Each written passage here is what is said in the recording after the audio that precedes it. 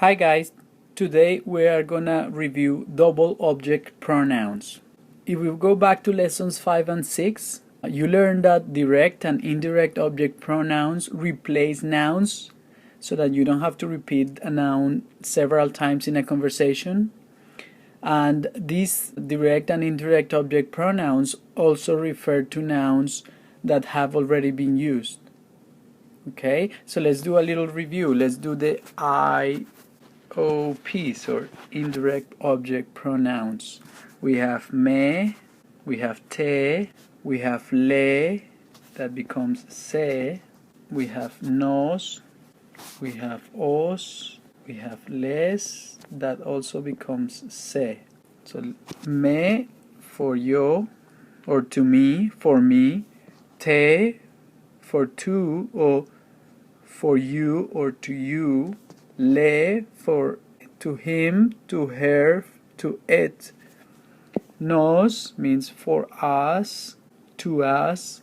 Os for vosotros, or to you all in Spain, right? Or for you all in Spain. Les for ustedes, ellos o ellas. To them, or to you all in Latin America. So those are the IOPs, indirect object pronouns. Now let's do the direct object pronouns. We have lo, right? We have la, we have los, we have las. On top of that, we also have me, right? We have te, we have nos, we have os. So, direct object pronouns, we have me, te, lo, la, nos, os, los, las.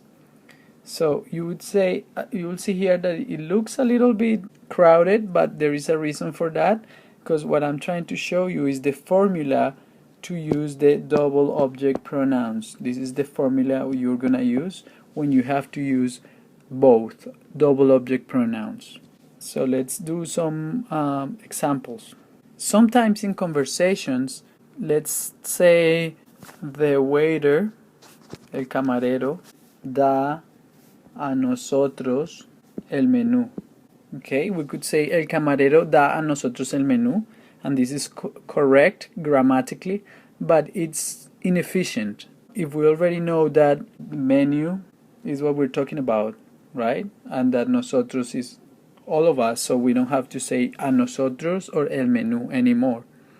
Okay, so in English you can say the waiter gives to us the menu, but in reality you don't say that, right? You try to be as efficient and as quick as you can when you talk. So in English you say the waiter gives it to us, right? He gives it to us, or she gives it to us, or the waiter gives it to us. In Spanish we have the same. Instead of saying el camarero da a nosotros el menú, we say el camarero. We replace a nosotros for nos, then we say da, and then we replace el menú for lo.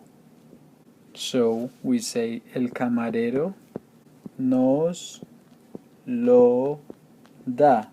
What is the structure we are using here? We have the verb here, and right before the verb we start with the indirect object pronoun, and then we use the direct object pronoun. So this is the sequence.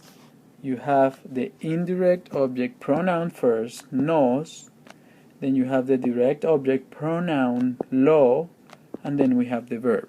Okay, so let's do another example. Mi novia, my girlfriend, mi novia escribe una carta, a letter, una carta a mí o para mí.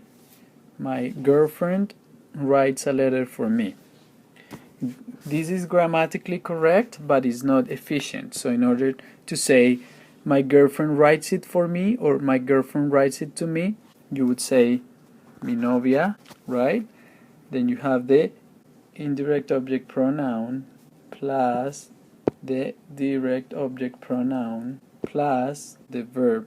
So try to do it in your head first. What would you say? Mi novia, right? A mí becomes me. Una carta becomes la. And which one is the verb? Escribe.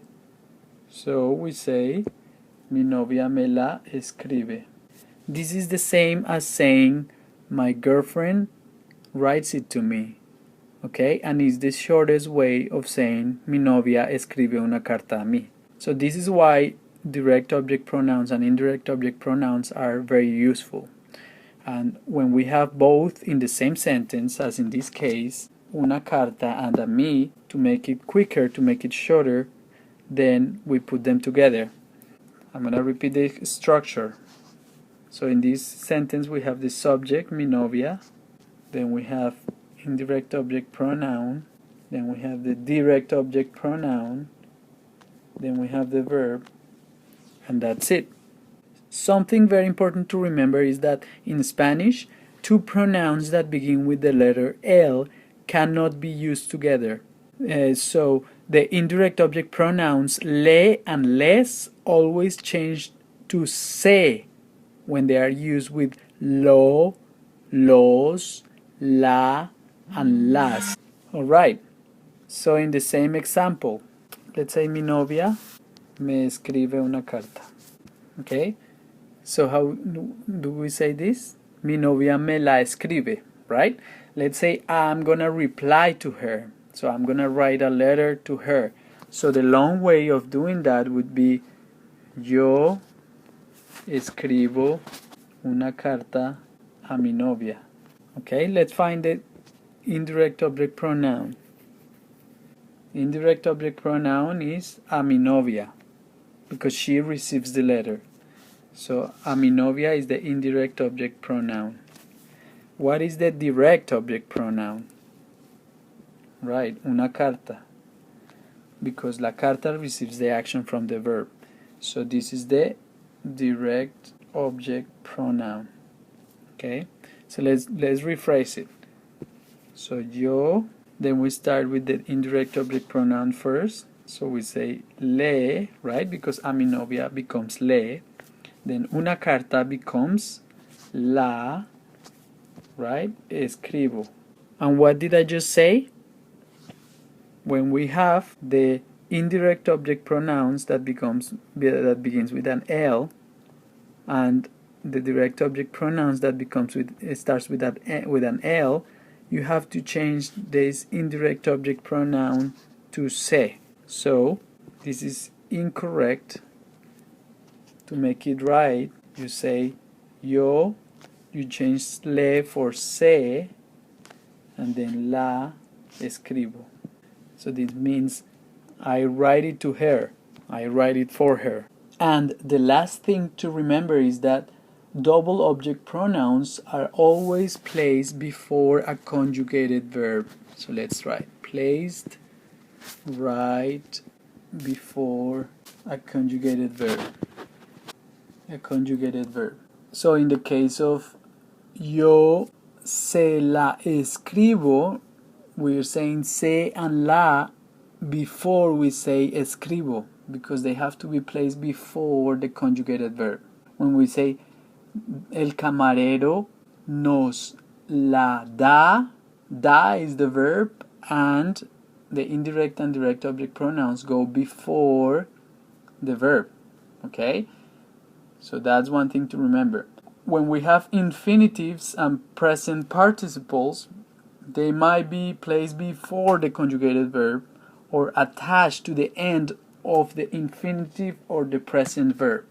Okay, so in the example, estoy mostrando la tarea al profesor, right? We have a compounded verb or a verb that requires the conjugated verb and the participle. So in this case, we have present participle. In this case, you can place the direct object pronoun before the conjugated verb or you attach it to the participle. And the same with the indirect object. So let's change this. So this becomes estoy mostrándosela. Estoy mostrándosela. So here we attach the indirect object pronoun and the direct object pronoun to the participle. You see here? To the participle. So it becomes one word. Because you are attaching 2 syllables to a 3-syllable word, you have to add an accent mark on the 4th one from the back to the front. So 1, 2, 3, 4, mostrándosela. Alright? Or you can also do this. You can have this before, but but they become independent words. So you can also say se la estoy mostrando. These two mean exactly the same. They don't have any change of meaning.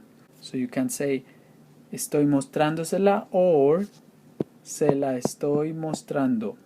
That both mean estoy mostrando la tarea al profesor. I'm showing the homework to the teacher.